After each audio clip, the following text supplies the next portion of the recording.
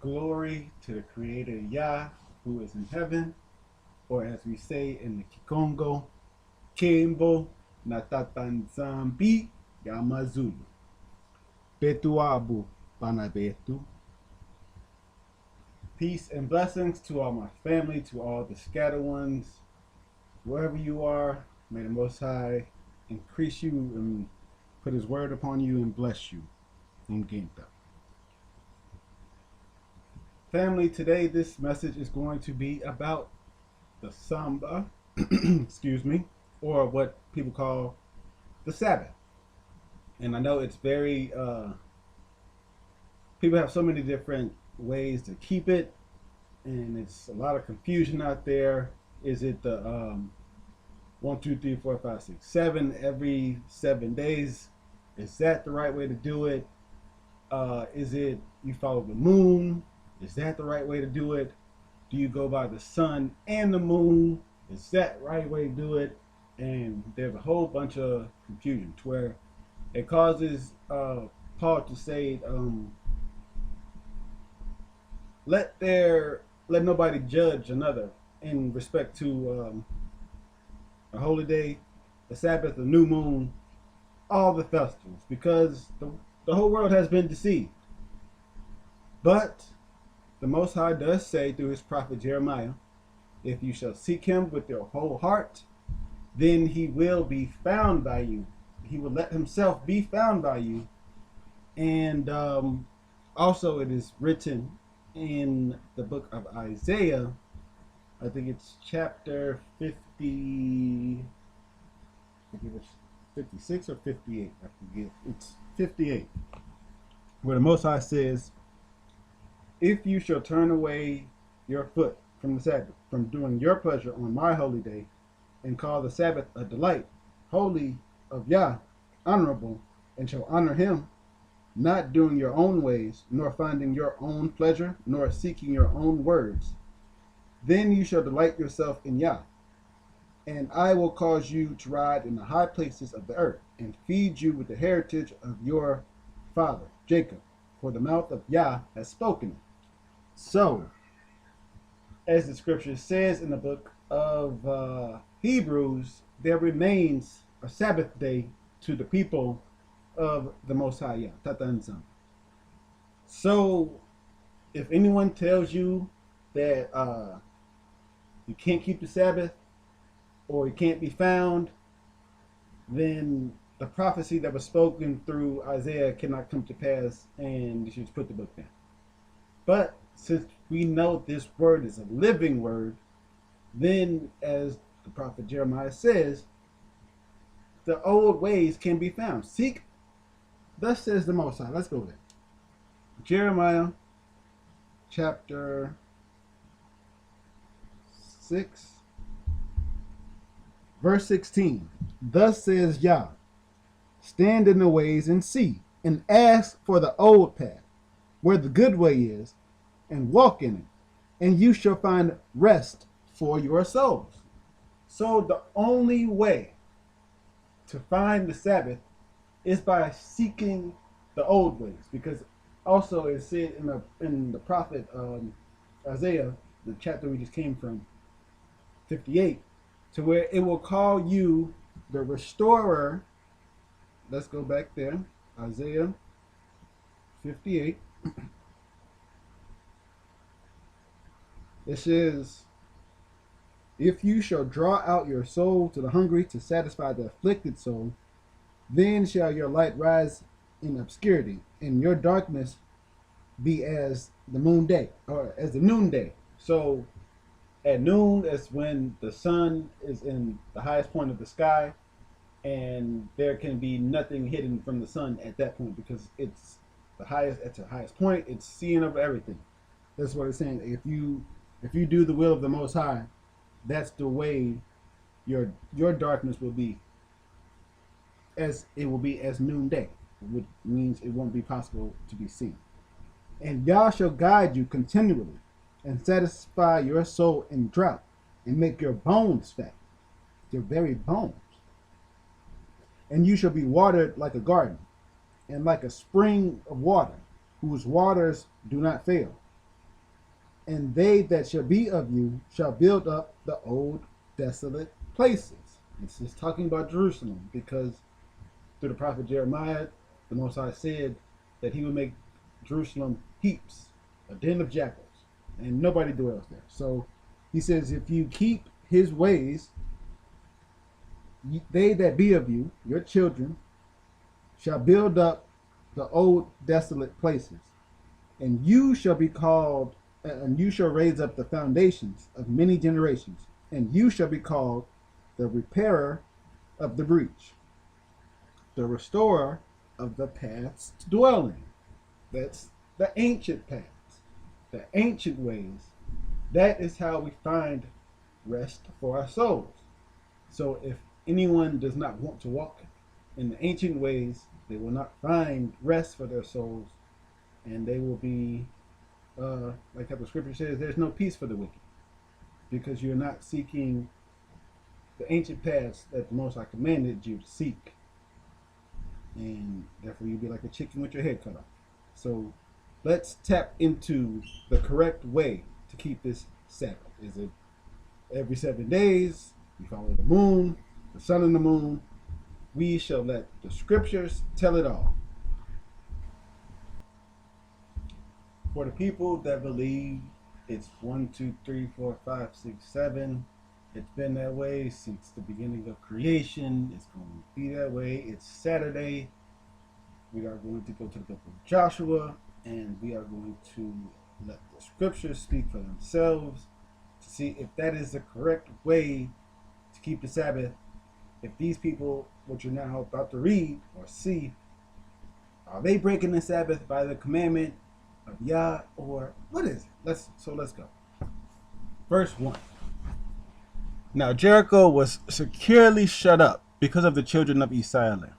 None went in, and none went out, and none came in. And then Moane said to Joshua, see, I have given Jericho into your hand, its king and the mighty men of valor. You shall march around the city, all you men of war. You shall go around the city once. This you shall do 6 days. And the priests shall bear 7 trumpets of ram's horns before the ark. But the 7th day you shall march around the city 7 times, and the priests shall blow the trumpets. So on the 7th day, by the commandment of, if you're Old Testament only, it says Yah said to Joshua. But if you know the truth, you know this is the Messiah right here speaking to Joshua. It's by the commandment of the one in charge, regardless. He is telling Joshua and all the Israelites to go out on the 7th day and march around the city 7 times. And anybody who knows the whole story, we're going to read a little bit more of it. That these people, our people, they had war on the 7th day by the commandment of, you want to say Yah or Yesiah. This is him speaking to Joshua, telling him to go do this on the 7th day. So that should let you know right there if it's 1, 2, 3, 4, 5, 6, 7, if that's the way to doing it.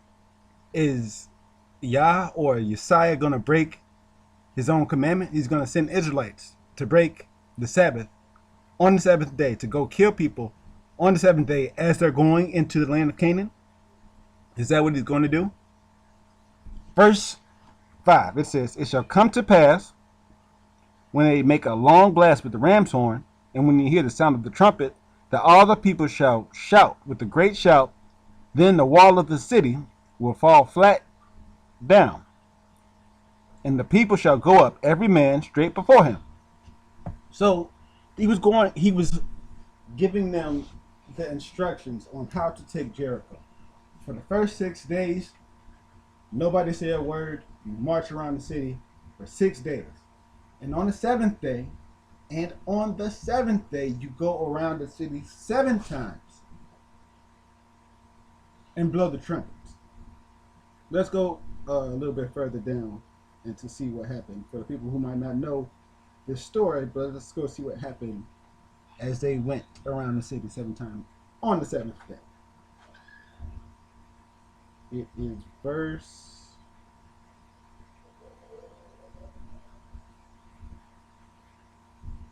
16. And it came to pass, no, verse 15. It came to pass on the seventh day. It came to pass on the seventh day that they rose up early about the dawning of the day and compassed the city after the same manner 7 times. Only on that day they compassed the city 7 times, on the seventh day. And it came to pass at the seventh time, when the priest blew the trumpets, Joshua said to the people, "Shout, for Yah has given you the city. The city shall be a curse, even it and all that are in it, to Yah.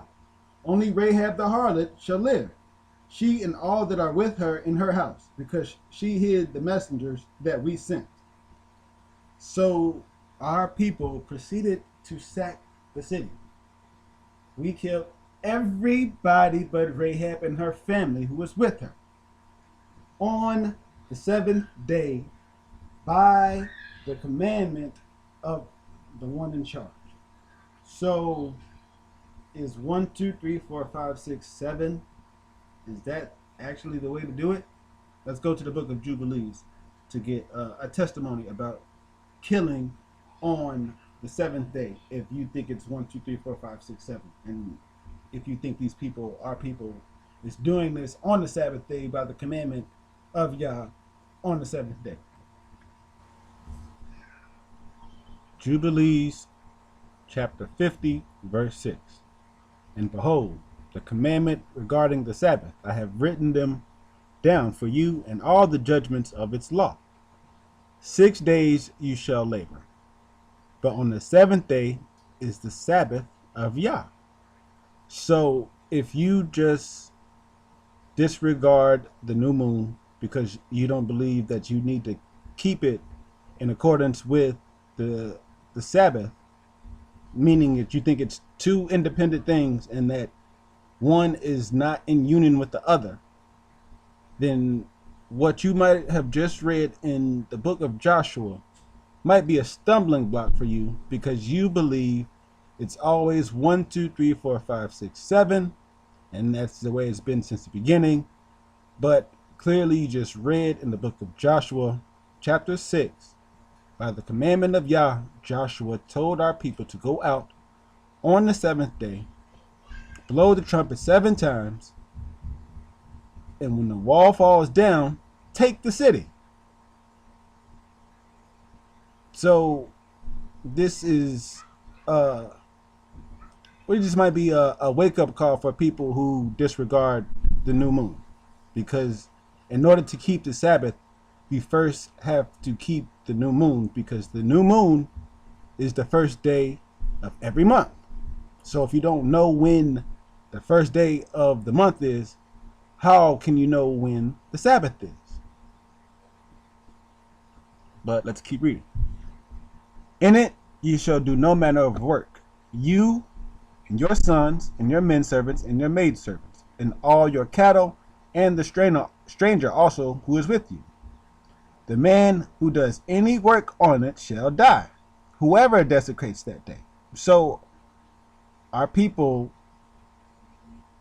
by the order of Yah, going into Jericho, it says on the seventh day they went out and they took Jericho, and they devoted everybody in it except Rahab and her family. They devoted them to destruction, to the Most High.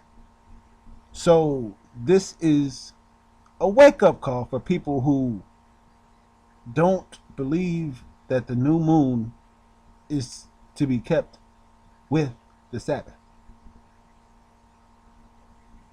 It says, whoever lies with his woman, or whoever says he will do something on it, they will set out and go on a journey. They went out and took the city. On it, in regarding to any buying or selling, or whoever draws any water, which he has not prepared for himself on the sixth day, and whoever takes up any burden to carry out of his tent or out of his house shall die. So how is it if it's 1, 2, 3, 4, 5, 6, 7 every Saturday that our people went out on the seventh day and did what we did? It's because you people do not keep the new moon that you might be stumbling. But with the help of the Most High, we are going to provide some clarity for you if you are humble enough to listen. Verse 9, you should do no work on the Sabbath whatsoever, except what you have prepared for yourselves on the sixth day, so as to eat, drink, and rest. So for the people who think you got to eat bologna sandwiches all Sabbath and microwave meals, no. If you have prepared yourself a meal on the sixth day, the scripture says you can and should eat, drink, and rest, and keep the Sabbath from all work on that day, to bless Yah, who has given you a day of feast, a set apart day. So snacking on chips, sandwiches, microwave meals, that's not a feast, people. A day of the holy kingdom for all Israeli. This day shall be forever. Before we continue with the rest of the book of Jubilees, talking about the Sabbath, we are going to get another witness, because we know the scripture says, according to the law, that no matter can be established by one witness. So the book of Joshua, it might be, some people might think that's just an error, or might reading it wrong or whatever, because it's so contrary to their doctrine. But we have in the book of Baruch another witness of our people on the seventh day of this month doing something that is strictly prohibited on the Sabbath. If you think it's 1, 2, 3, 4, 5, 6, 7. Chapter 1 of Baruch. These are the words of the book of Baruch, which Baruch, the son of Neriah, the son of Masis, the son of Sedesis, the son of Asadesis, all these people, okay, they wrote this in Babylon. In the 5th year, in the 7th day of the month. What time was as the Chaldeans took Jerusalem. So this is after we went into captivity and burnt it with fire. Baruch did read the words of this book in the hearing of Jeconiah and Jehoiakim, the king of Judah, and in all the ears of the people that came to hear the book, and in the hearing of the nobles, and of the king's sons, in the hearing of the elders, and of the people, from the lowest unto the highest, even all of them that dwelt at Babylon at the river Sud. Whereupon they wept and fasted and prayed before Yah. And they did this on the 7th day. So this is again for you people who believe it's 1, 2, 3, 4, 5, 6, 7. Let's go back to the book of Jubilees, because it's forbidden to fast on the Sabbath. So if you think it's 1, 2, 3, 4, 5, 6, 7, not including the new moon, this is a stumbling block for you, because it goes against your understanding and the scripture. And this is the history of our people. Back to Jubilees chapter 50, verse 10. For great is the honor which Yah has given to Israel, that they should eat and drink and be satisfied on this feast day, and rest thereon, from all the labor which belongs to the labor of the children of men, except burning frankincense and bringing oblations and sacrifices before Yah 4 days and Sabbath. This work alone shall be done on the Sabbath in the sanctuary of Yah, that they may atone for Israel with sacrifice continually from day to day, for a memorial well pleasing before Yah, and that he may receive them always from day to day, according as you have been commanded. And every man who does any work thereon, or goes on a journey, which our people did, or tills a farm, whether in his house or any other place, or whoever lights a fire, as I'm pretty sure we set Jericho on fire, or rides on any beast, or travels by ship on the sea, or strikes or kills anything, as we did to Jericho on the seventh day, for the people who go 1, 2, 3, 4, 5, 6, 7, or slaughters a beast or bird, or whoever catches an animal or a bird or a fish, or whoever fasts or makes war on the Sabbath. So in the book of Baruch, our people fasted on the seventh day. Again, for you people who go 1, 2, 3, 4, 5, 6, 7, Saturday is the Sabbath. It's always been that way since the beginning of time. How is these things happening according to Scripture? It's because you people do not include the new moon in keeping the Sabbath. Therefore, as the Scripture says, you've been thrown off. But we're going to get to that. Verse 13. The man that does any of these things on the Sabbath shall die. So, how come our people did all those things by the commandment of Yah? Would he literally command our people to go kill on his holy day when he said you should rest and feast on my holy day? Ask yourselves that question. So that the children of Israel shall observe the Sabbath according to the commandments regarding the Sabbath of the land, as it is written in the tablets, which he gave into my hands, that I should write out for you the Torah. This is Moses speaking of the seasons, and the seasons according to division of their days. Herewith is the completed account of the division of days. So we have two witnesses, the book of Baruch and the book of Joshua, where our people fasted and killed on the seventh day. So I hope the people who say 1, 2, 3, 4, 5, 6, 7, I hope your eyes are open, and I hope you are willing to see as we go on how these things are possible according to the Scripture. Now that we have established with two witnesses, one in the book of Joshua, the other in the book of Baruch, now we're going to let the Most High speak for himself through his prophet Ezekiel, chapter 46, verse 1.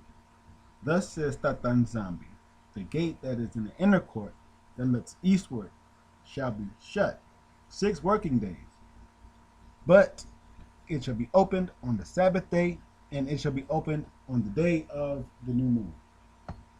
So, if you are not abiding by the word of Tatan Zambi, and you are disregarding the new moon, you will be lost on the Sabbath. And these different gates that we're talking about, we are going to talk about a little bit more in the book of Enoch, because when our forefathers, when they're offering offerings, obviously when you read the scriptures, it says that he smelled them and he was pleased by them, because a gate in heaven was open where he would receive the smells before. But obviously that time has passed. The Most High is done with all that, because people are trying to offer offerings and still being wicked, so it makes no point. The offering of offerings has been null and void, and people still got blood on their hands. But that's a different lesson. We're talking about the Sabbath. And according to the prophet Ezekiel, before you keep the Sabbath, the day of this gate would be opened on the day of the new moon. And the day of the new moon is the first of every month, not just one month, Just like how people, they only take the month of the seventh month, the festival of trumpets. They only take that day. They only use that new moon, and that's the only one they recognize. But every other new moon is pretty much, people just cast it away. But if you do that, you lose the path to the Sabbath, because it's the first day of every month. And the Most High ordained this in the beginning, in Genesis chapter 1. In Genesis chapter 1, verse 14, then Elimo said, "Let there be lights in the expanse of the sky to separate the day from the night, and they will serve as signs for festivals, for days and years." So in the beginning, the Most High ordained this a long time ago. If you wanted to find the ancient paths, if you want to find his ancient Sabbath, you have to go back to the beginning. And in the beginning, he gave the lights in the expanse of heaven that separate the day from the night, and they serve as signs for the festival. So it's not 1, 2, 3, 4, 5, 6, 7, as we're clearly seen through the witness of Joshua and Baruch. So we have to throw that out the window according to the scripture and go back and find the ancient ways. And for the people who think I might be tweaking for using the English version, it says festival, because it was the J Precious KJV or whatever.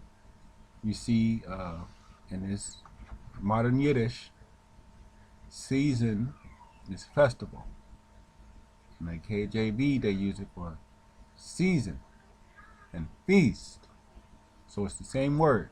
So in the beginning, the Most High used the lights in the sky for the days and for the years. And since the Sabbath day is a day, that's how you find the Sabbath day, through the lights in the sky. Psalms 81, verse 3. Blow the trumpet at the time of the new moon, at the full moon, on our solemn feast day. So for those of you who think the sliver is the full moon, this right here is calling you out. It clearly says that the new moon is the full moon. And for those of you who are of the modern Yiddish persuasion, I will pull up the word for that in the Yiddish form to see that it's chesed. That's the full moon. It's not the sliver. So if anybody tells you that it's the sliver is the full moon, they're not biblical. And we're going to get another witness of that after we pull out this modern Yiddish definition.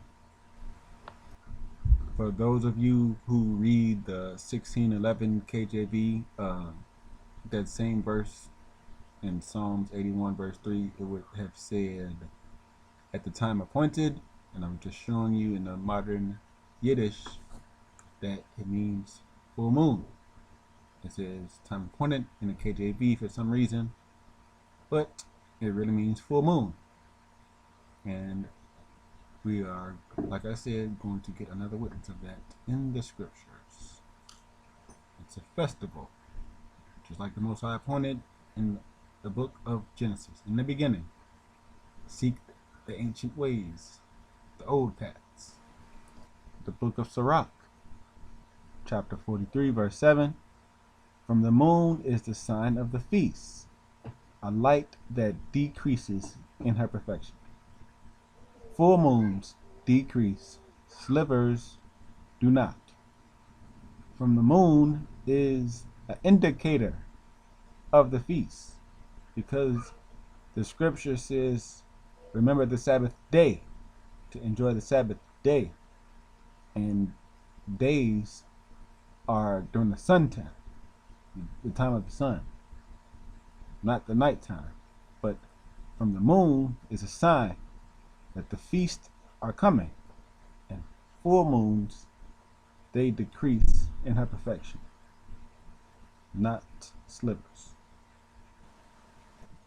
The book of Jubilees, chapter 2, verse 9, it says, and Elimo appointed the sun to be a great sign on the earth for days, and for Sabbaths, and for months, and for feasts, and for years, and for Sabbaths of years, and for jubilees, and for all seasons of years. So no day starts at night, because the Most High appointed the sun to be the sign for the days. And since the Sabbath day is a day, and the scripture says you are not children of darkness, you are children of light.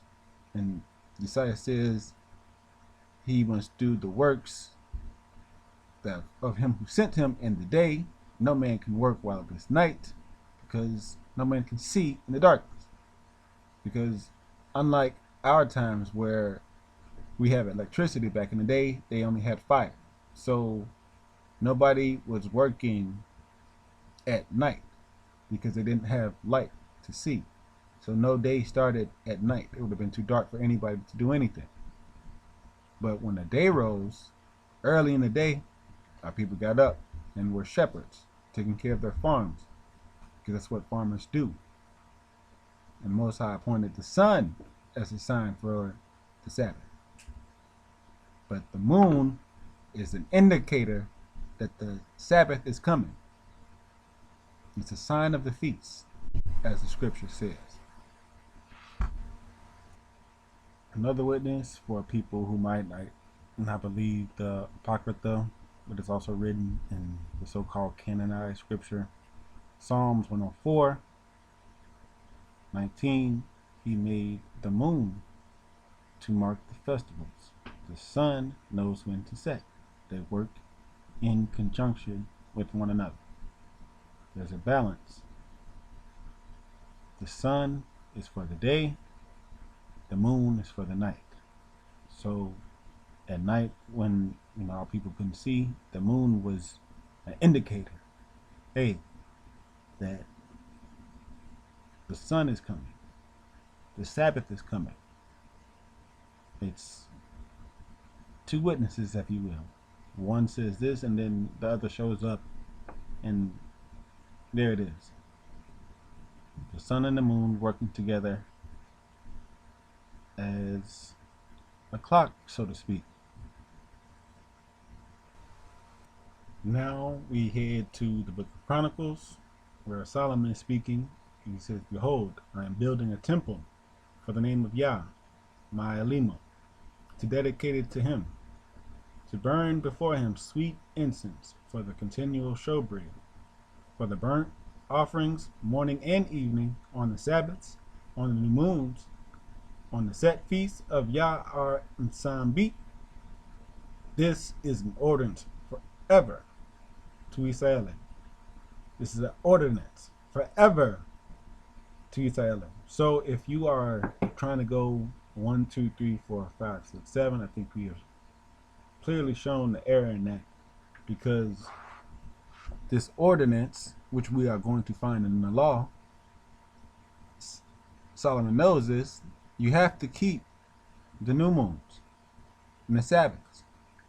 In the morning and in the evening, our people offered offerings.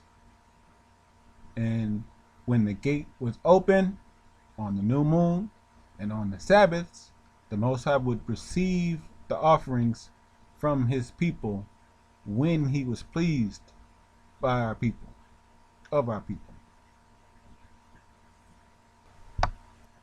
Numbers chapter 10, which is the law, verse 10. And in the days of your gladness, and in your feasts, and in your new moons, you shall sound the trumpets at your whole burnt offerings, and at your sacrifices of your peace offerings, and there shall be a memorial for you before your Sambi. I am Yah, your Elimo. it is a law to keep the new moons. This is why so many people go by 1, 2, 3, 4, 5, 6, 7 and are lost because they don't keep the new moons, which is the first day of every month. But this is a commandment. So this is why people have been in error. And we're going to get some scriptures on that. But we're going to go to another verse in the law because, not by one, but two witnesses. And then we are going to continue on with, the whether to keep it by just the moon or the sun and the moon. As it was written in the book of Numbers chapter 10, it is again written in the book of Numbers chapter 28, verse 11. At the new moons you shall bring a whole burnt offering to Yah, 2 calves of the herd, and 1 ram, and 7 lambs of a year old without blemish. And this is what our forefathers used to do on the new moons and on the Sabbaths.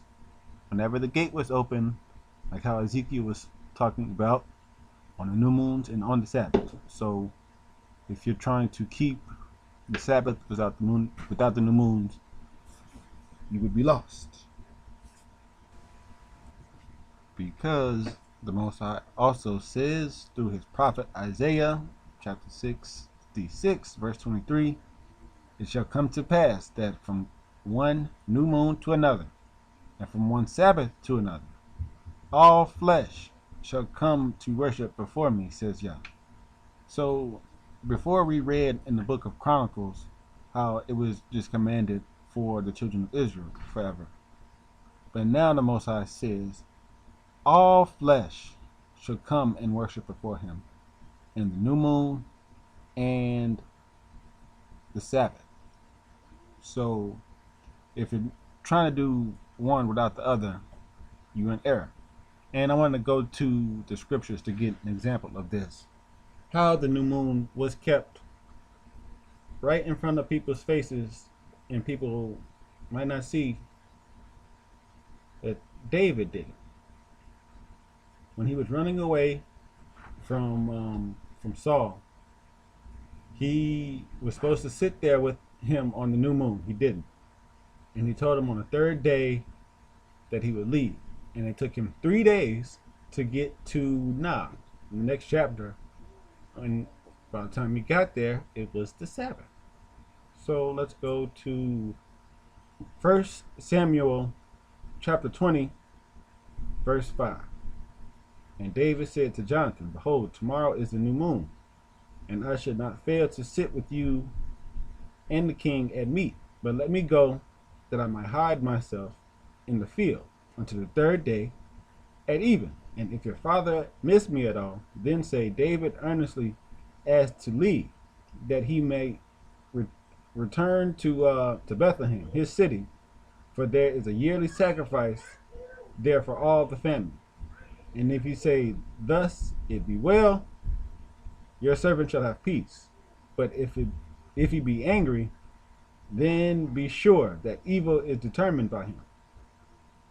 So, they made a covenant, and it goes on to where they make a covenant between him and Jonathan, because they were brothers in arms, and so on and so forth. Verse 18.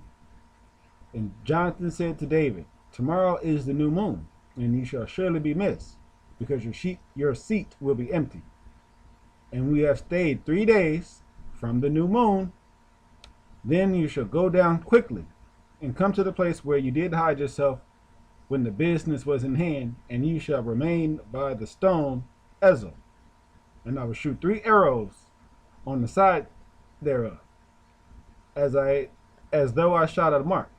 And behold, I will send a lad, saying, go find the arrows. And if I expressly say unto the lad, behold, the arrows are on this side of you, take them, and then come, for there is peace unto you, and no hurt, as Yah lives. But if I say this unto the young man, behold, the arrows are beyond you, go your way, for Yah has sent you away. And as for touching the matter which you and I have spoke of, behold, Yah is between me and you forever. So David hid himself in the field when the new moon had come, which is the full moon, according to the scriptures that we have been reading. And the king sat down to eat meat. And the king sat upon his seat as at other times, even upon a seat by the wall. And Jonathan arose, and Abner sat by Saul's side, and David's place was empty. Nevertheless, Saul spoke not anything that day, for he thought something had befallen him. Like he's saying he's not clean. Surely he is not clean. And it came to pass on the morrow, which was the second day of the month, which was the second day of the month. So this is how you calculate days. You don't just go 1, 2, 3, 4, 5, 6, 7 without including the new moon. That David's place was empty. And Saul said to Jonathan, his son, why has David not come to eat meat, the son of Jesse, neither yesterday or today? And Jonathan answered Saul and said, David earnestly asked me of leave to go to Bethlehem. And he said, let me go, I beseech you, for our family has a sacrifice in the city. My brother has commanded me to be there. And now, if I have found favor in your eyes, let me get away, I beseech you, and see my brother. Therefore he did not come to eat at the king's table. Then Saul's anger was kindled against Jonathan. And he said, you son of a perverse, rebellious woman, do I not know that you have chosen the son of Jesse to your own confusion and to the confusion of your mother's nakedness? So he's mad because that's his son, and he chose David over his own dad. So he's mad.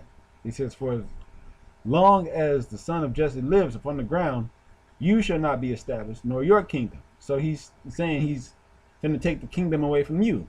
You, my son, he's a king, so he's finna take your kingdom, is what he's saying to him. Therefore now send and fetch him, for he shall surely die.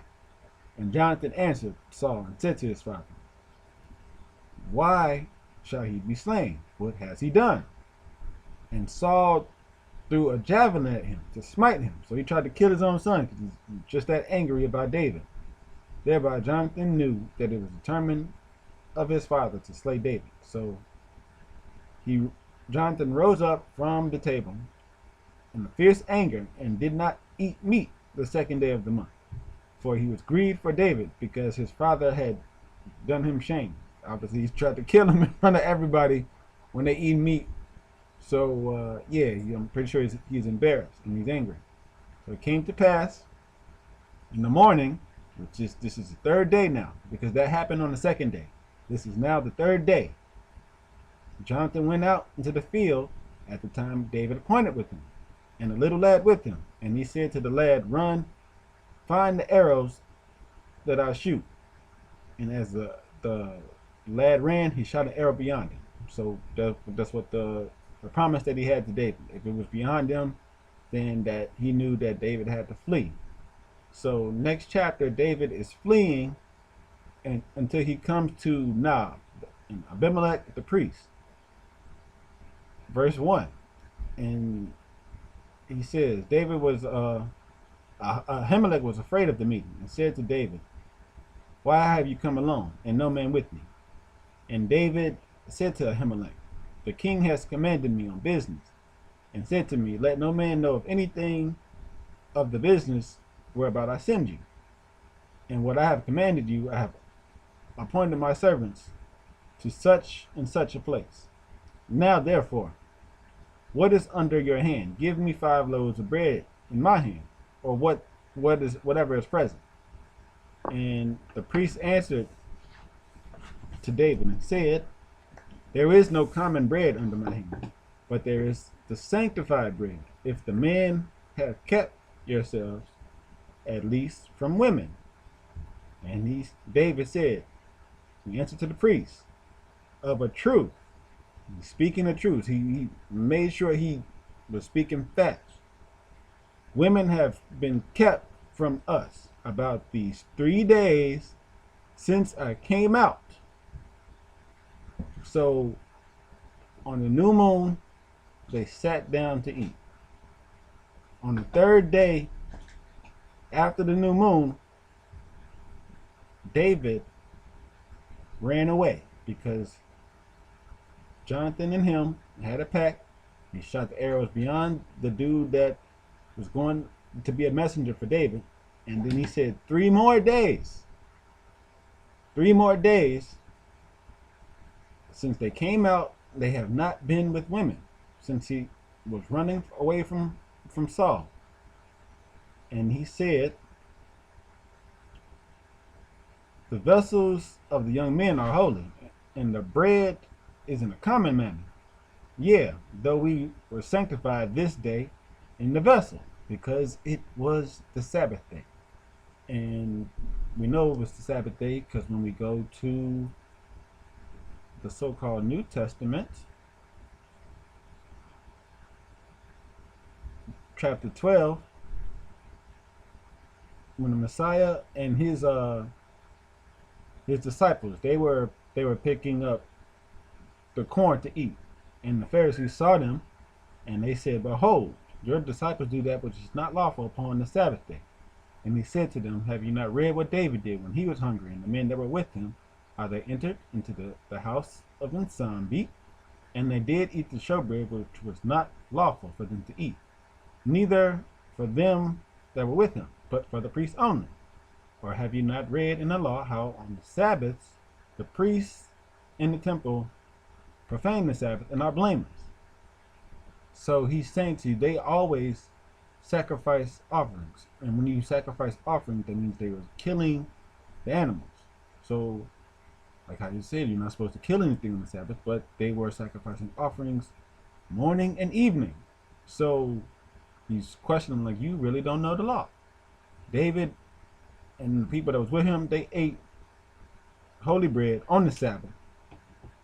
And the priests, they offer offerings on the Sabbath, but you talking about we breaking the Sabbath for getting something to eat. And he was so right, because people don't know what they're talking about because they're going after the traditions of men.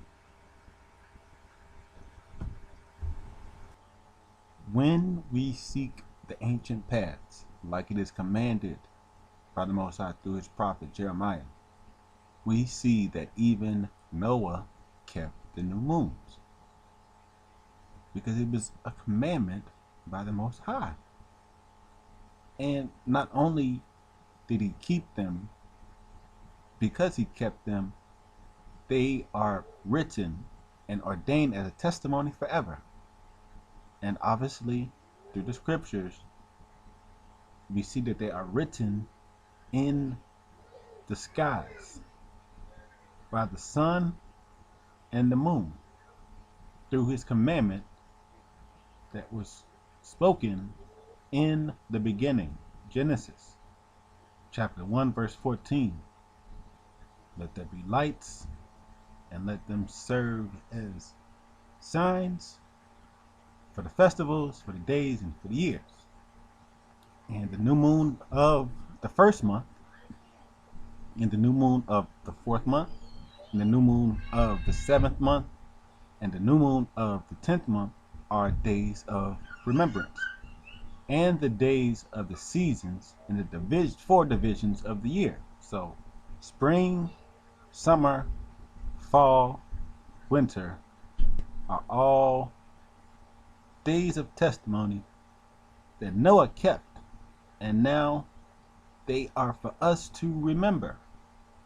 But if you don't remember them, then you go off and you be like the Gentiles, as the scripture says. That's what I'm about to get ready and read shortly.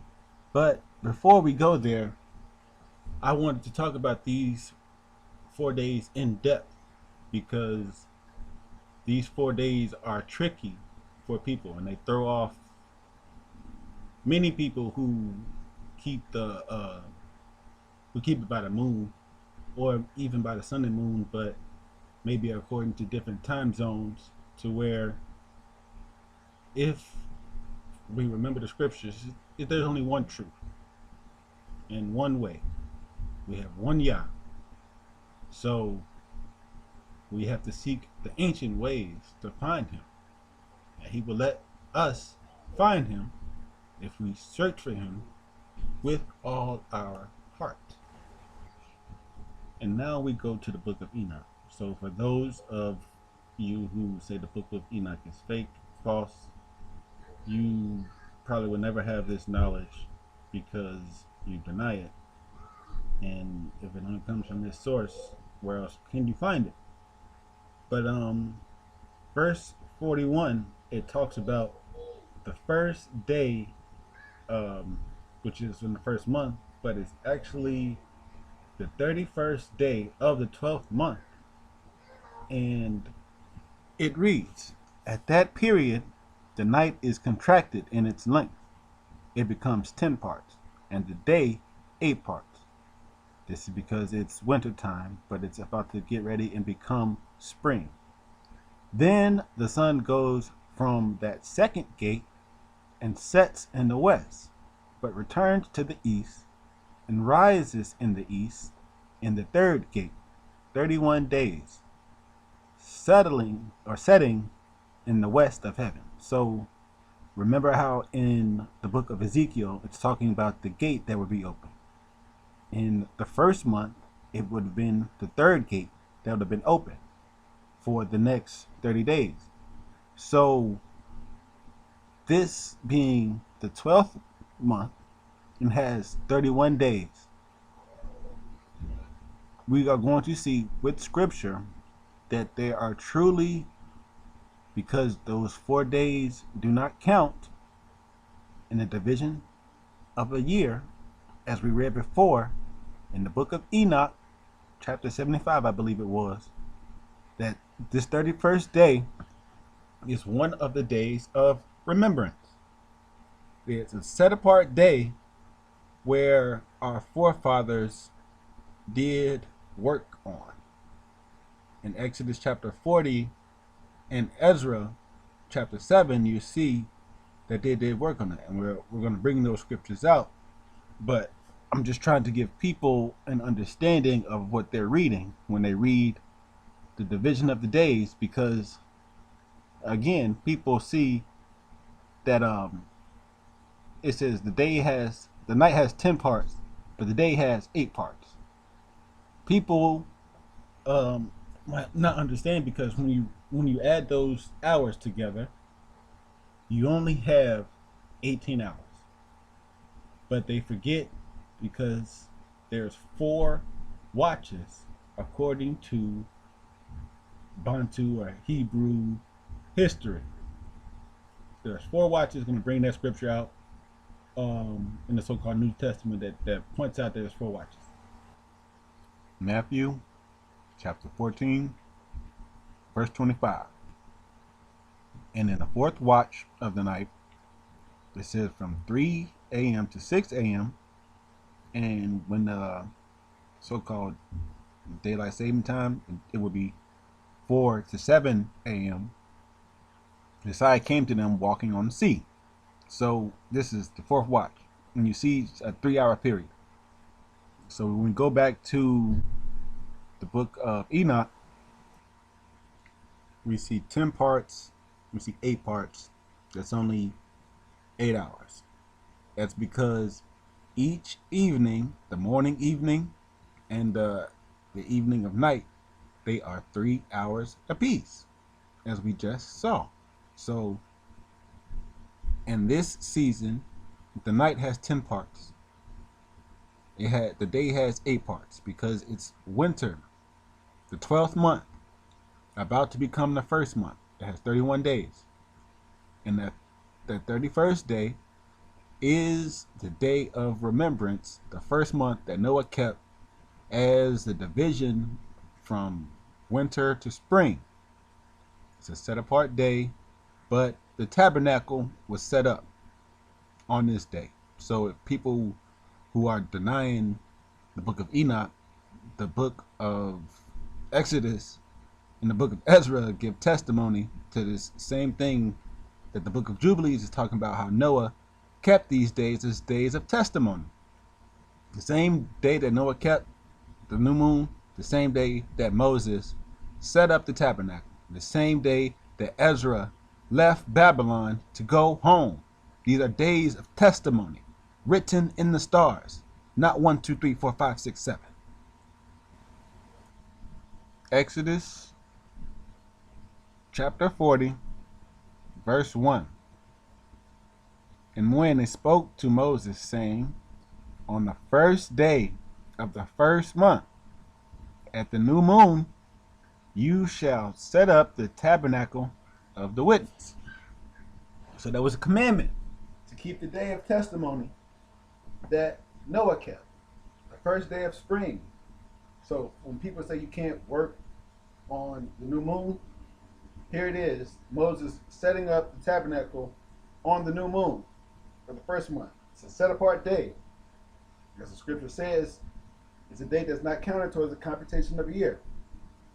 And then verse 16, thus Moses did according to all that moon, and it commanded him, so he did. And it came to pass in the first month and the second year, when they went out of Egypt, on the first day of the month, on the new moon, that the tabernacle was reared up. So that happened on the first day. He kept the testimony, the day of testimony that Noah kept.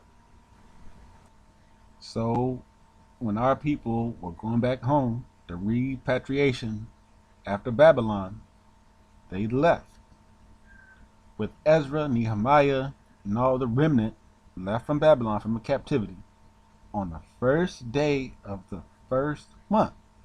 That's the new moon, the day of testimony that Noah kept and Moses. He began going up from Babylon, and in the first day of the fifth month, they came to Jerusalem. For the good hand of his Ensambi was upon him. So it took them 4 months to go home. All the people, all the remnant, and they was traveling. I'm guessing they traveled on foot, walking that far. It took them 4 months, but they left on the first day of the first month, and they got there on the first day of the fifth month. So when people say you can't do work, you can't, you got to treat the new moon like the Sabbath, that's not true. Our people worked, they did voyages, and they was keeping up with days of testimony. To go home on the first day of the first month, it's a big thing. It's an exodus from Babylon going home. It is a day of testimony. The second day of testimony concerning the new moons is the 31st day of the third month, or the first day of summer. So after spring, obviously we have summer, and then this one is divided by, it says, then the sun goes at that time from the second gate as it sets in the second gate in the west, but returns to the east, proceeding by the first gate for 31 days. And that 31st day, as I got done saying, is the first day of summer. It's the first day of the fourth month, and it's a day of testimony that Noah kept back in the day to himself. And it's still a day of testimony because it divides spring from summer. And it's one of those days that's not counted towards the computation of a year. And we'll see what that means when we actually get to the timeline, so we can see what it looks like in actuality if you are following days according to 364 days. The next day of testimony is the Feast of Trumpets, or aka the 31st day of the sixth month, which is a set apart day. This day, however, unlike the other ones, like the fourth month and the first month, this day is treated like a Sabbath because it's the month of regathering. This is the festival of tabernacles, and this particular day of remembrance, which divides summer from fall, um, or you could say if this is would be the dry season and the rainy season if you're in the Congo, it's about gathering. And this is how the sunlight is divided in that time. The sun goes from the fifth gate and it sets in the fifth gate of the west and rises in the fourth gate for 31 days on account of its signs setting in the west. So um, at that period, the day is made equal with the night, and being equal with it, the night becomes 9 parts and the day is 9 parts. So it's a day or time period where it's actually 12 hours of sunlight and 12 hours of darkness. It's perfectly equal. During the seventh month is what they would call it. But as we're going to see, according to their testimony and according to some other translations that they have, it's actually the first month if you were anywhere south of the equator, which the Congo is. Then this period of where it's equal is going to be the first month, not the seventh month. And the Ashkenazi know this, and the only people who don't know this are people who don't accept the Congo or South Africa as the homeland. This is why the book of Enoch is so important, and paying attention to the sun and the moon, which is the ordinance that the Most High gave, is so important. And knowing where your homeland is, it's so important, because if you go off any place that's higher than the Congo, you will be lost.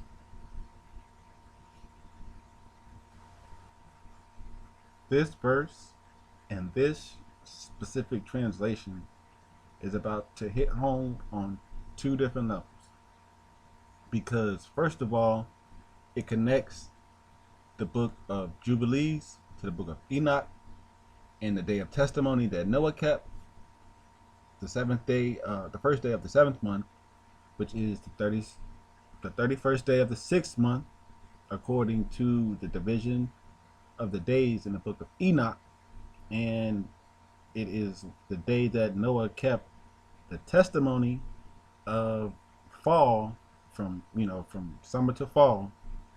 This is a set apart day, unlike the other new moons where you saw in the scripture the tabernacle was set up on the first day of the first month. On the new moon, that was set up, so they did work on that new moon. But on this specific one, this is about the regathering. This one is like a Sabbath. So this specific one is like a Sabbath, not the other new moon. This one right here. This is the only one the scripture specifies as a Sabbath. And not only does it specify it as a Sabbath, this translation gives us a time period of when this is supposed to go down. And like I said before, if you choose any place that's on a higher elevation than Congo, you will be off by 6 months, because the vernal equinox of the Congo is 6 months off from the vernal equinox of any place other than Congo. So America, theirs vernal equinox is in March, but in the Congo or in South Africa, their vernal equinox is September. So let's read this scripture. Leviticus chapter 23 verse 23. Chapter 23 verse 23. Say to the children of Israel, on the first day of the seventh month, almost October. Almost October is September, and we are going to show witnesses, testimonies of these things kept by Bantus in the homeland, and also according to the wisdom that the Most High gave me, that I've been keeping this also for a couple of years. So it says, "You shall observe a day of a solemn sabbatical rest, a memorial day announced by the blowing of trumpets, a holy convocation." So every new moon, you're supposed to blow the trumpet. So this is just like other new moons, you blow the trumpet. But this one, unlike the other ones, you take a Sabbath of rest. You're not supposed to do any work on the new moon of the 7th month, aka the 31st day of the 6th month, the day of division that Noah kept as the day of testimony. Now we see that the Israelites also keep it as a day of testimony, just like Noah did in the book of Jubilees. And we see that in this translation, it says almost October, and it says the 7th month. And as I just told you, the vernal equinox of Kenya, or Congo, is different from where the Ashkenazi live, where America is, where any other place that's higher. And the Ashkenazi know that the true biblical year starts in September. And let them tell you themselves. Now, if anyone were to go on their little Jewish website, kabbalah.org, you would plainly see that the month they call Tishri is the first month of the year, and is replete with so-called holidays. And those holidays are Passover and Wave Sheaf, aka what do you call it, the festival of unleavened bread. This is what happens in the first month, and they know that this is the first month. So when we just got done reading the scripture, it says that it was almost October, and they said it's the 7th month. That's because the Ashkenazi, they live higher elevation wise than the Congo. Therefore, their vernal equinox is in March. So, and around that time, that's actually their autumn equinox. But in the Congo, because they're on the southern hemisphere, not like the so-called Ashkenazi, their vernal equinox is in September. Therefore, the vernal equinox is the beginning of spring, and like how they say correctly on their little website, it is the first month of the year, not the 7th. Okay, now let us read the definition of Tishri. It's from the Akkadian, so clearly it's Babylonian. It's not Shemitic. It doesn't belong to us. From a people from the north. Babylon is north of us. Remember, Tyre is Mystery Babylon. The meaning is beginning. To begin is the first month of the civil year, which starts on 1 Tishri. And they say it's the 7th month of the year, of the ecclesiastical year, which starts in it's they so-called, this is their Yiddish count. You don't get to call them Hebrews, because they're not Hebrew. They're not from the line of Shem. They're from Japheth. So you should see right here, the name of the month is Babylonian. It's from Akkadian. It is the autumn month of 30 days. But they said this is the first month of the Hebrew year. See the confusion that they have, and they've been doing to people because they are a seed of Satan. Tishri usually occurs in September on the Gregorian calendar, just like how it's said before in Leviticus 23. It said on the first day of the 7th month, and then it said almost October, which means September. And then they tell you right here, Tishri usually occurs in September.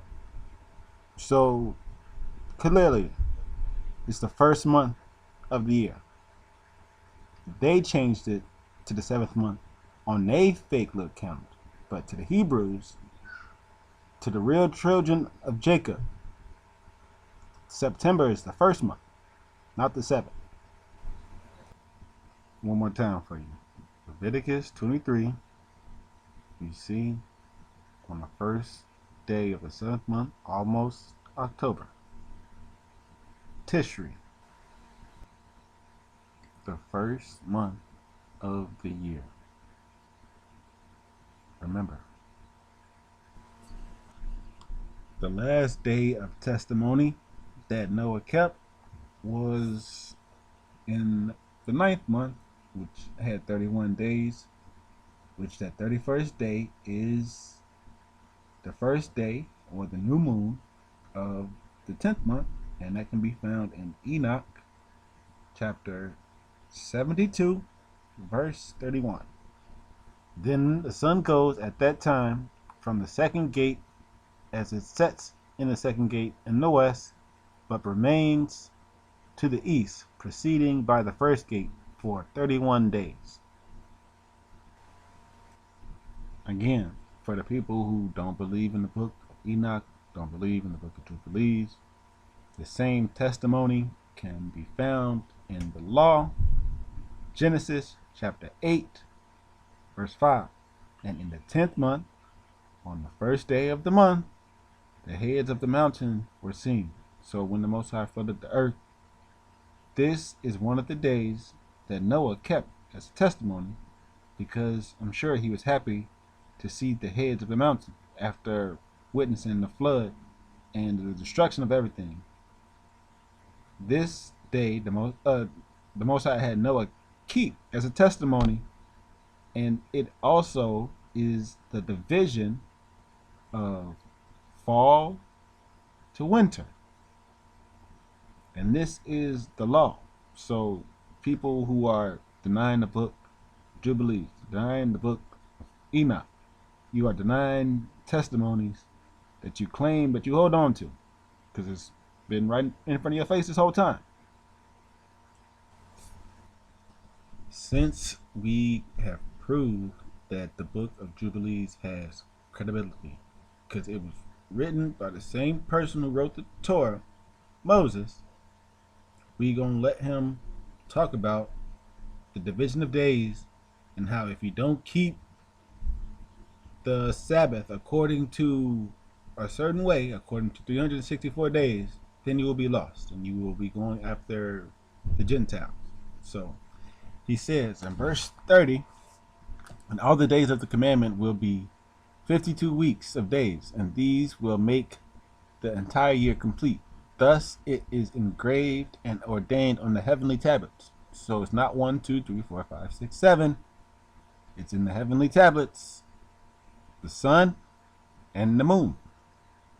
And there is no neglecting this commandment, for it is for a single year from year to year. There is no neglecting it. So if you gonna go 1, 2, 3, 4, 5, 6, 7, off. And command the children of Israel that they observe the years according to this reckoning, 364 days. These will constitute a complete year, and they will not disturb its time from its days and from its feasts, for everything will fall out in them according to their testimony. We just got done showing in the Old Testament, in the law, and the testimonies that Noah was keeping before we had the law. So we show how our forefathers weren't doing nothing but the same thing that Noah did, on and on. As the scripture says that there's no new thing under the sun. We just repeat what's written in the heavenly tablets. So it says, and they will not leave out any day nor disturb any feast. But if they do neglect and do not observe them according to this commandment, then they will disturb all their seasons, and the years will be dislodged from their order, and they will disturb the seasons, and the years will be dislodged, and they will neglect their ordinances. This means you can't keep the Sabbath. You can't keep the Sabbath if you're not going by 364 days, the division of it. Verse 34.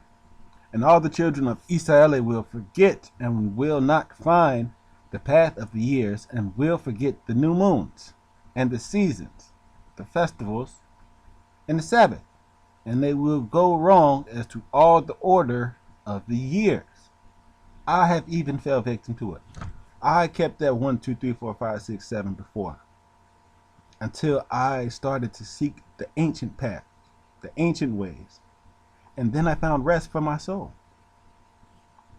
For I know, and from henceforth I will declare it unto you, and it is not of my own devising, neither is it by mine. I'm just reading what Moses wrote.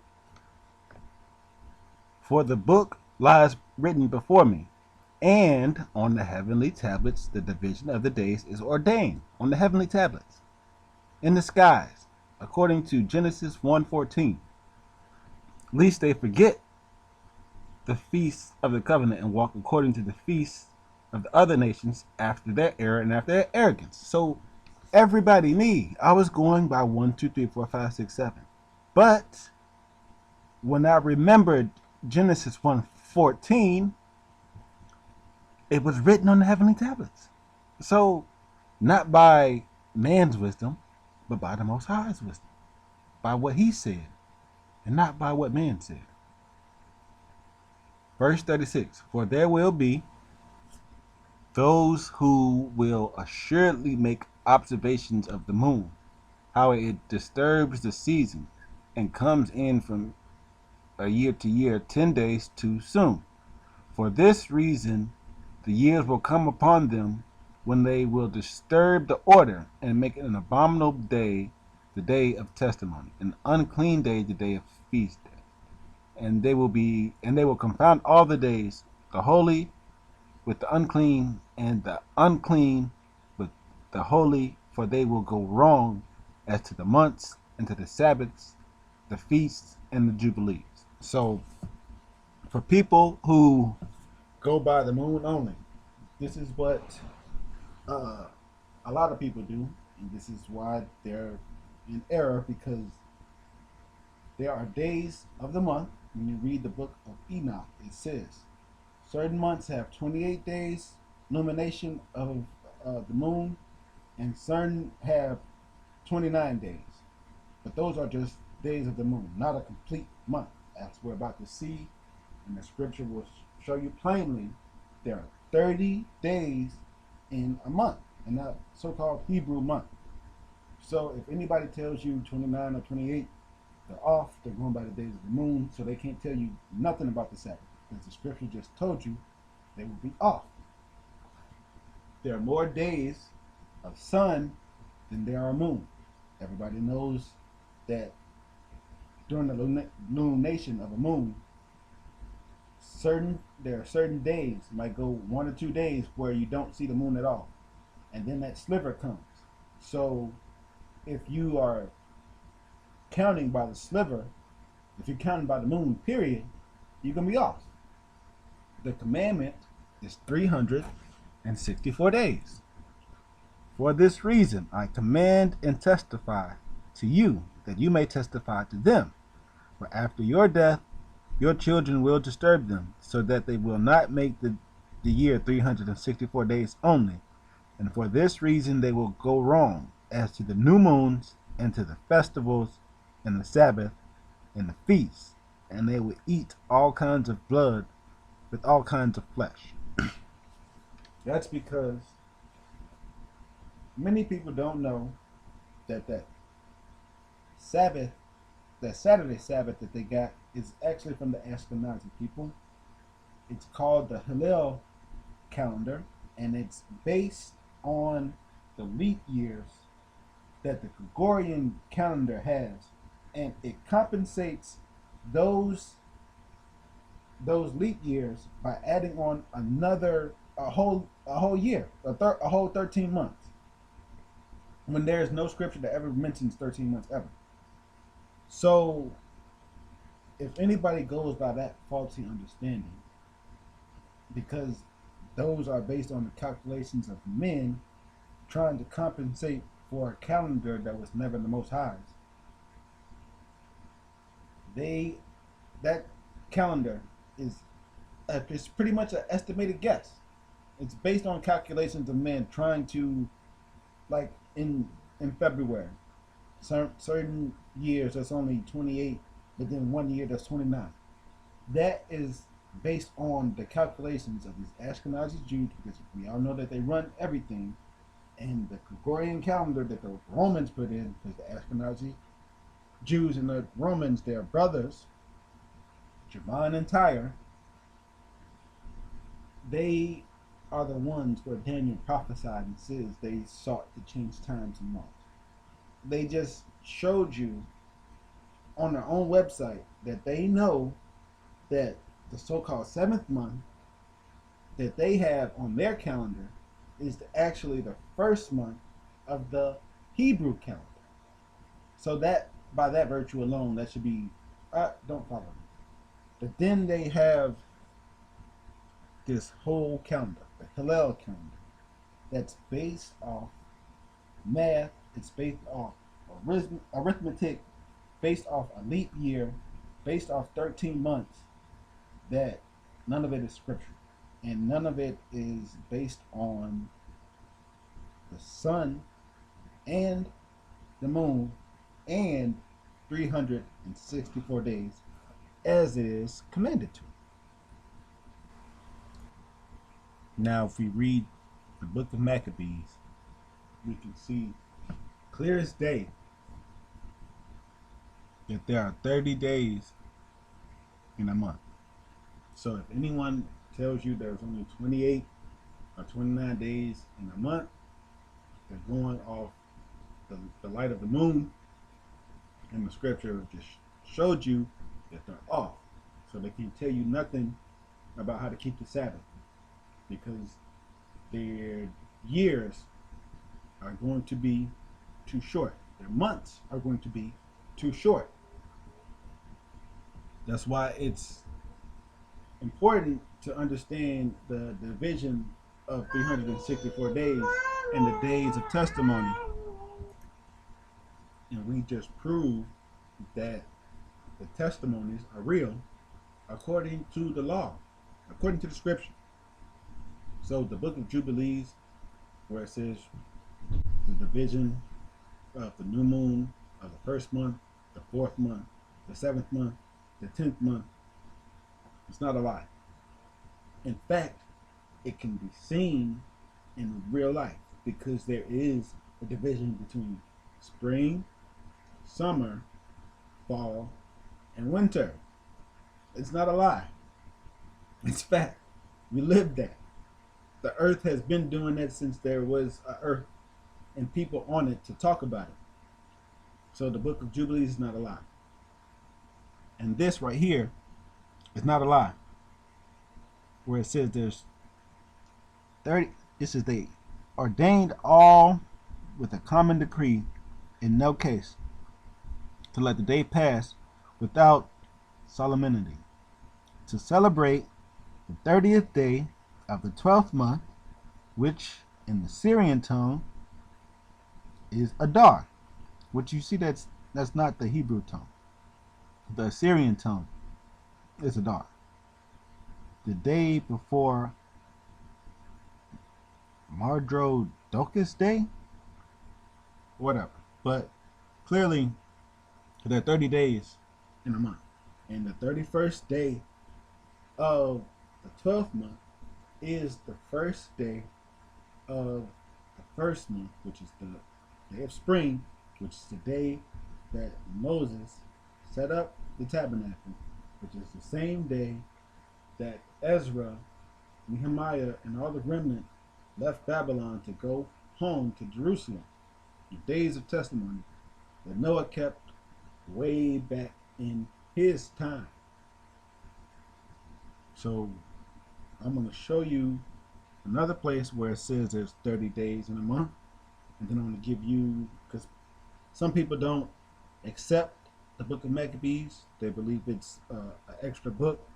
So I'll show you in the book of Enoch, and I'll show you in the book of the so-called New Testament, and then I'll give you testimonies about these things. We go back to Enoch chapter 74. The year then truly becomes complete according to the stations of the moon and the station of the sun. Jubilees 2 verse 9, the Most High gave the sun as a sign for the days and for the Sabbaths, which rise in the gates we just talking about, which you can find more about in Enoch chapter 72, which rise and set in them for 30 days, just like the book of Maccabees just said. And that's 2 witnesses. And we're going to go get another witness in the book of Revelations. But remember those 4 days, because when we talk about those 4 days and how to go about them, these are the leaders of the chiefs of the thousands, which are over all creation, over all the stars, which the 4 are added and never separated from their place allotted them. So they, even though they're not counted, you can't take them out, because if you do, you're going to mess up, according to the computation of a complete year. And these serve 4 days, which are not calculated. They are there, but they're not calculated in the calculation of a year. Respecting them, men greatly err, for these luminaries truly serve dwelling in the dwelling of the place of the world. 1 day in the first gate, 1 in the third gate, 1 in the fourth gate, 1 in the sixth gate. And the harmony of the world becomes complete every 364th state of it. So every 364th day is what it's saying, according to the moon and the sun together, not just the moon by itself. Because if you go by the moon by itself, you'll be off. And if you don't know about these 4 days, these 4 days of testimony, which are according to the law, Moses and Noah kept them, and Ezra did it when we were coming back home. Days of testimony give testimony to the 364 days, and the summer, fall, winter, spring division that the Most High promised when he told Noah that he would never destroy the earth again as long as there's spring, summer, fall, winter. So the Most High has been keeping his promise through these seasons as they go on. So Kimbo, Natatan Zambi Amazu. So for the people who might see this video and who don't accept the Apocrypha and the book of Enoch, even after all the testimonies I showed you and how they line up with it, the books, this, we can go to the book of Revelations and we can get 30 days from the text that is given. If you break it down, it says there was a rod given me, a reed given me like a rod, and the Maleki stood, saying, Rise and measure the temple of Ensemble, the altar, and them that worship in it. But the court that is outside the temple leave out, and do not measure it, for it is given to the Gentiles. And the holy city they shall tread underfoot for 42 months. And I will give power to my 2 witnesses, and they shall prophesy 1,203 score days, clothed in sackcloth. So from these numbers, from 1260, if you divide that by 42, you will get 30 days. And everybody knows that the time of tribulation is 3.5 years. Just 3.5 years equals 1,260 days per month. Now, to anybody that sees the flow of this video, and you see how I just went from Revelations to how into September 13, 2019, that I was doing this, I'm not saying that I'm one of the witnesses. All I'm saying is that I have testimony, and I'm going to pull out other brothers' testimony. Again, I'm not saying all that. I have testimony, and another brother, and two other brothers actually, that live in the continent of Africa have testimony of keeping the what do you call it, the new moons, and just their timeline according to the same manner that I've been keeping it, even though I live in America, because I've been keeping it this way for a while. That's all I'm saying. So obviously you can see this is 2 years ago, and tag a couple friends with it, and I said if this full moon tonight is called the harvest moon, and it is beginning of the fall in America and in Palestine, but it is the beginning of the spring in Congo, which location is biblically accurate according to the meaning of Abib. And obviously Abib means new corn. So if this is a harvest moon, and you see that one of the nicknames for this harvest moon is full corn moon or barley moon, then obviously see in the Congo, where it's the vernal equinox for the Congo, but it's the autumn equinox for where the Ashkenazi live. This moon speaks volumes because we said the moon is the sign of the feast, and in the Congo, it's about to be the first month of the year, and we just got done talking about these testimonies. You can read right here. This is when this happened, a rare event you won't see again until 2049.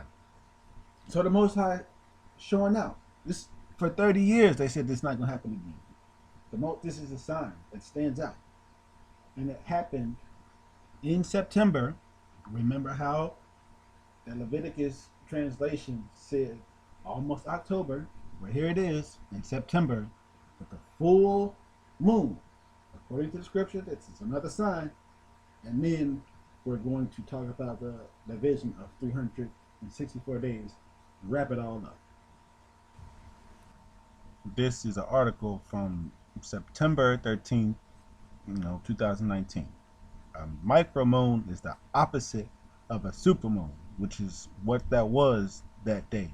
This harvest moon, it was a supermoon because the Most High was showing out because it was the first day of the first month in the Congo, and will appear around 14% smaller in the sky. That's what the micromoon does.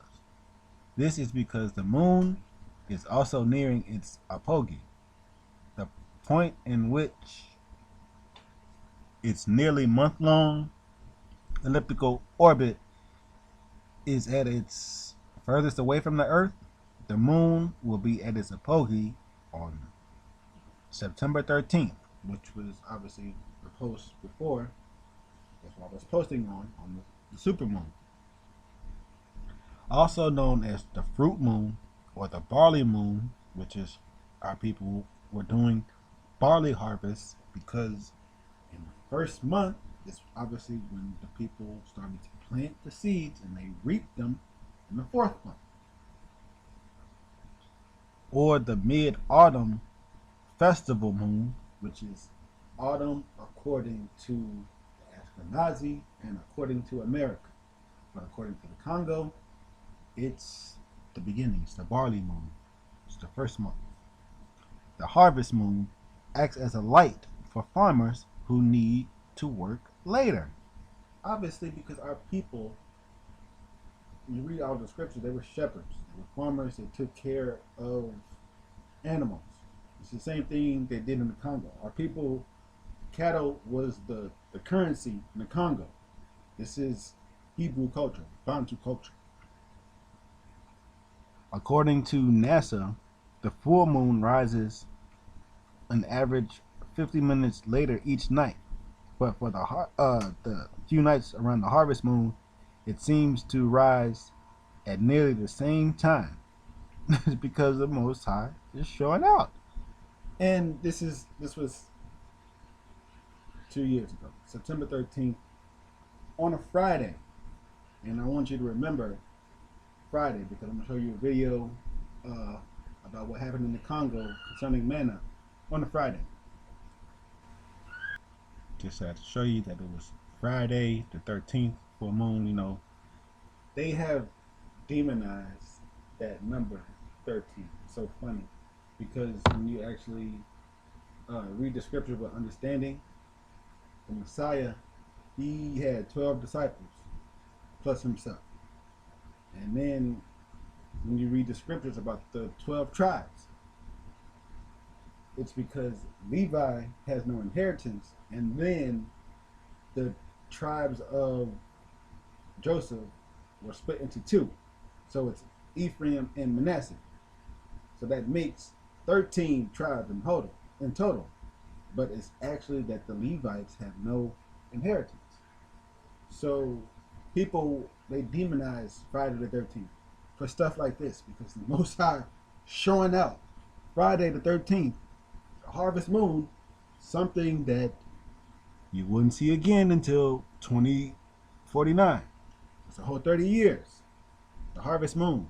And this is the first month in the Congo. Man, this is a sign for everyone to see.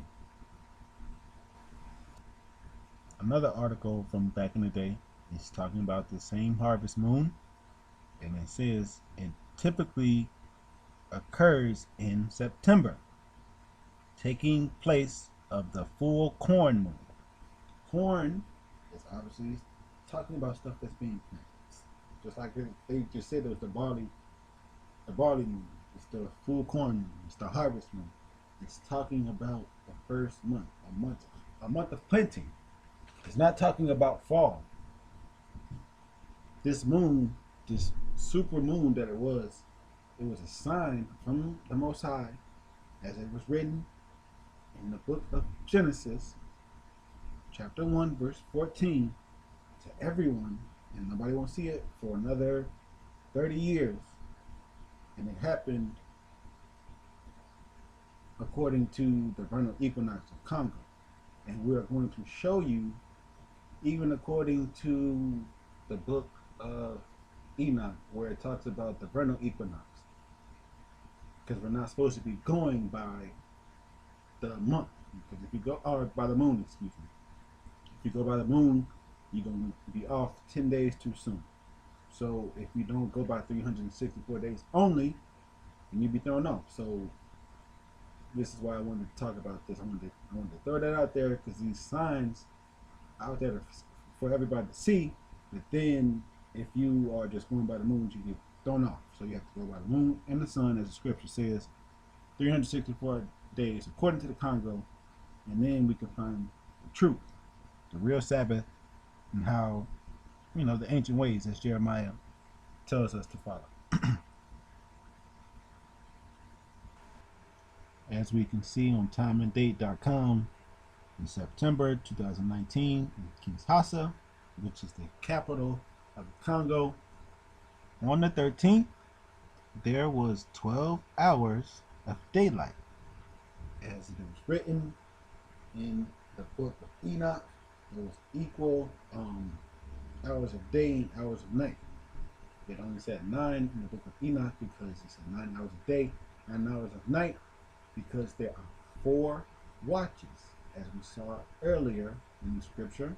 The first watch is 3 hours, and then the fourth watch is 3 hours, for a total of 12 hours apiece to the evening and the morning of light, and then 12 hours to the night and the evening of night. And it was seen by the world.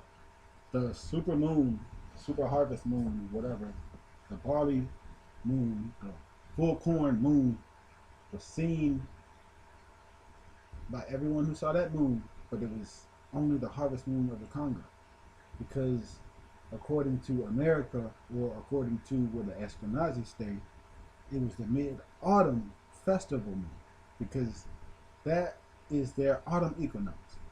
But it is the vernal equinox, aka the spring equinox, for the Congo. Therefore, the harvest, the barley, the full corn moon, those superlatives, those adjectives, or whatever, they only fit the Congo. It did not fit anywhere north of the Congo. It would fit Ethiopia. That's what the other person was talking about, because the scripture says, beyond the rivers of Ethiopia, my suppliant, even the daughter of my dispersed one, shall bring my offering, because we are Congolese people. This brother right here is somebody who I only know over Facebook. I don't talk to him regularly. I only see stuff from afar, and I respect what he says from afar, because he's a Bantu, and he talks about the scripture. He talks about the same sort of things, and I'm in America, and it's, to me, it's just cool that he lives in the land and I live in America, but we still have the same schedule, we're still on the same schedule, and we don't talk to each other. I thought that was a sign, because the scripture says, not by the mouth of one witness, by the mouth of two or three witnesses, every matter shall be established. And there's another person within the comments section of this same post who is also on the same accord as us. So they made it three witnesses. And this was a whole year later. I just told you my post was from 2019, September 13th, 2019. This I saw this past year was September 12th, 2020, and it was also on a Friday. Because if you keep the testimonies according to 364 days, they will not change. Although people may not understand it, it does not change, because just how the scriptures say, it will fall into place. You don't have to do anything special. You just count according to the knowledge that the Most High gave everybody in the scripture. You can't go 1, 2, 3, 4, 5, 6, 7 and forget the new moon, because you're off that one. You have to include the new moon, and then you have your 6 working days, and then you have your Sabbath. But this was just this was the new moon, the new year. And he says, Happy New Year to all the Bantu people and Ethiopia, because the scripture says, from beyond the rivers of Ethiopia, my suppliants, even my dispersed ones, shall bring my offering. That's where the Bantus are located, beyond the rivers of Ethiopia. So it makes sense for the Ethiopians to have a calendar similar, because the sun hits them the same way that it hits the Bantus. It's south of the equator, and therefore they have the same hours of sunlight and darkness. Therefore, all their watches are the same, and all the timings will be the same. It's also celebrating New Year. Believe it or not, in Ethiopia they are now entering 2013, while the whole world is 2020, according to the Gregorian calendar. They are 7 years behind. But we talk about the Bantu. I actually had to correct myself, because September 12th was actually a Saturday. It was the second day of the year, according to 364 days. I was just saying, this brother who lives in South Africa, he has a similar timeline that I have, even though we don't speak. I was just one day ahead of him, because he said that was the first day of the year to him, but it was the second day of the year to me. And this brother, who also lives in South Africa, it was day 2 for him, and I found that cool, because he was on the same timeline that I was on, even though I live in America. I was just basing everything off the Congo. So he says to him, nope, they were entering 2012. They are now entering 2013. I do have an Ethiopian calendar. He said, stay tuned. And he was just giving him his explanation, which is the same. He's coming from the same place that I come from. September 11th of last year was Friday, and that was according to the 364 days. That Friday was the first day of the first month, which was spring, or AKA day 31st of the 12th month, which is the division of spring from winter. The day of testimony that the Noah kept. Now we got time and date, September 2020. On the 11th, we'll see there was 12 hours of daylight in the Congo, and there was a full moon also on this day. It was Friday, just like how the scripture says all the days of testimony will fall out in their order. So you don't have to do anything according to 364 days. The count will always remain the same. The days in the count will always remain the same. And I have this testimony coming from America, and then I showed you brothers in the Congo who have the same testimony. And what is there to say? The scripture, by 2 or 3 witnesses, every matter shall be established. On it, so you cannot really explain the way it is, but it's a very nice food.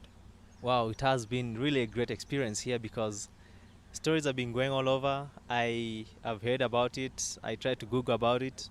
And of course, when I Googled it, I found a small piece by Signs of Times, which was documented there. But even after I saw it, there were still doubts from my colleagues that I informed about it. Well, this morning we've made it to come here, and I still can't believe that I'm here. And we've got a bit of it here. It's a bit hard. The text is hard. I think it has dried up a bit. It's more or less like a cake's icing sugar that has been dried because it's very tasty, very sweet.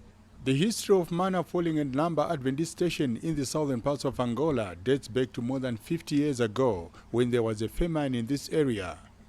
Villagers had to walk long distance to look for food, and those who harvested a little bit had to sweat it out to grind the maize meal into milli, a very labor-intensive exercise, but the job had to be done. The mission station was destroyed during the civil war in Angola that lasted more than 20 years. When the mission station was destroyed by the rebels, manna stopped falling and only started falling again when the mission station was rebuilt. This is a living miracle, and all this shows us the presence of God. This Adventist mission station must be preserved by all means. On the day the mission station was dedicated to the Lord, manna fell like it has never happened before, and the community was terrified. I was born in this place. I grew up in the same place, and from my childhood I've been witnessing this miracle of manna falling. But something which really troubled me, and it was a very big miracle, it happened in 2010. That year, after the mission has been renewed, there was a big miracle happening where manna fell in such quantities which we have never seen before. It fell actually from beyond that side of the church. It fell even up to the mountain. All the ground was covered with manna. This happened in a time when the mission has been renewed, and people were marveling. They were wondering, why is it that manna never fell in such a way and it's falling in that way? People were afraid. He said we were to come out and call people to come and collect manna, but they refused. They were afraid because it was too much. The whole ground was covered with manna, so people were afraid coming out of their homes to collect it, and only little children came and collected it. When the information reached the union, Pastor Teodoro and Pastor Gilberto from Brazil and Pastor Sabino from Portugal, they came to witness the miracle because the manna was kept up to when they came, and they were shown what was really happening at this place. Manna fell as never before. Sometime in the past, there was a famine around the area and people had no food. They decided to fast and pray to God. By the late Pastor Seke was the director of the mission station. He was away and only women were around, but no food. After 3 days of prayer, they received manna. A small girl came to this bush and found some things that looked like bread but white, and she met 2 men who said, "Take and eat." She ate and carried some back home. And when the parents saw her, they said, "What is it you are having in your hands?" She says, "I don't know, but I've eaten." They said, "Don't eat, throw." She said, "I've already eaten. The men that I met told me to eat." And they went to look for the men. They were not there. Those 2 men disappeared. And the people went and picked the manna and ate. And they were falling every day except on Sabbath. And this manna has been falling these days. It falls Wednesdays and Fridays if it's not raining. Unfortunately today, when we came, it rained in the night. But manna fell. We still managed to find a bit of it, and as evidence that it was there. I don't have words to describe how I feel now. I can actually quote what another pastor said when he preached about the manna which the Israelites saw in the desert. And he said, when they saw it for the first time, they just questioned, what is it? And that's the same question I have now. What is it? Because I can't even describe it. It's a miracle. There is a miracle within a miracle regarding the falling of manna at Namba Adventist Mission Station. When the church members are not in good standing order with the Lord, the manna that falls is not white, but is blood-like and very bitter. The falling of manna has to do with the believers also around. If in this congregation, one of the believers is not walking well with God, the manna that will fall that week will be bitter, and that until there is a revival among the members. It's also good to consider that when Valente was the administrator of this place, there was this time when he was living in sin. For that reason, manna fell, but this manna was no longer white as it is today. It was white and red. It was red and white. And for that reason, people tried to test it, and it was tasting bitter because the administrator of the place was living in sin. So from that point, we got to know that this manna really is God who sends the manna to this place. However, it is sweet as it is today, it is taste as it is today, only when God's children in this place stand in His word, live according to His principles. When someone somewhere among the people of this congregation live outward the church, when they live on their own way, not according to what the Lord approve, the manna will fall, but it won't be eatable one. It will be bitter manna, and it will even change the color. It will be red manna. This white manna only falls when God's children stand in His word, when God's children live according to what He approves. Testimonies here are really moving, that the Lord is a witness to our characters. He takes record and is concerned of our lifestyle, how we relate in secret and in public. He sees whatever is hidden. And so, like in the times of old, when Israel sinned against God, calamities came upon the land of Israel. And the same manner here, when this congregation, one person, especially the leaders, go astray, they harbor some sin, many people will suffer. As we live in the last days, the miracle taking place in South Angola Union is a living testimony that the Lord is there and still cares for his people. For 34 Degrees South, I'm Noel Spanda reporting from Namba in Angola.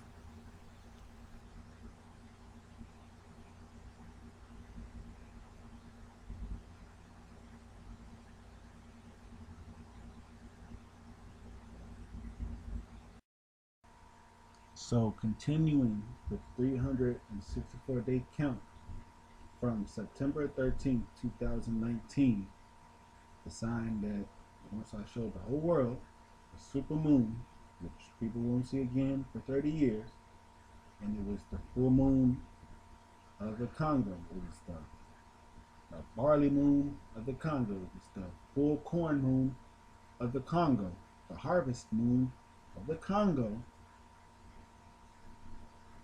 and it had 12 hours of daylight, 12 hours of night, according to the scripture in the book of Enoch, in the division of the days, which, according to the commandment of the Most High in the book of Genesis, chapter 1, verse 14, is how we're supposed to follow everything.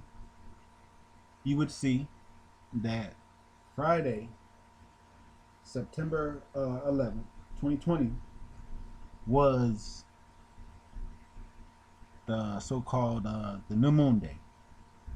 It was the first day of the month. It was, if we were looking at it, a day of testimony, this would be the day that Moses would set up the tabernacle. This would be the day that Ezra was leaving Babylon to return to Jerusalem. And the first day,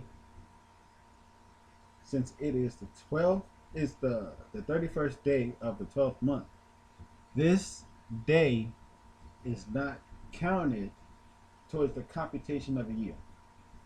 So people need to understand that concept, and I will try to help them understand it as we go through each month with only 30 days. So this is just a set apart day. It's a day of testimony for the whole world to see, as the scripture says. So this would be the first work day, the second work day, the third work day, the fourth work day, the fifth work day, the sixth work day, Sabbath. That is how, when you read the scripture, when you see the book of Joshua, and we were going into the land on the first month, because remember, in chapter 5, they celebrated Passover and waved sheep. That was the first month. So they want 1 day, 2 days, 3 days, 4 days, 5 days, 6 days, 7 days. And this is the day that they fought before the Sabbath.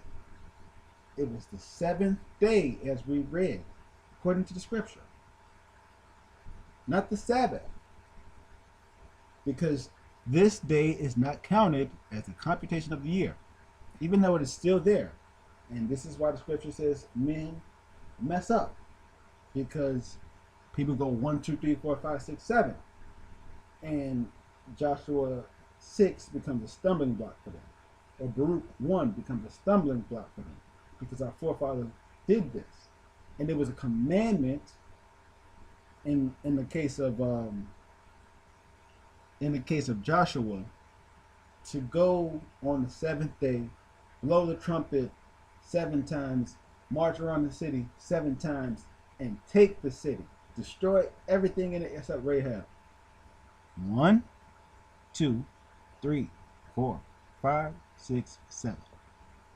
You're not breaking the Sabbath.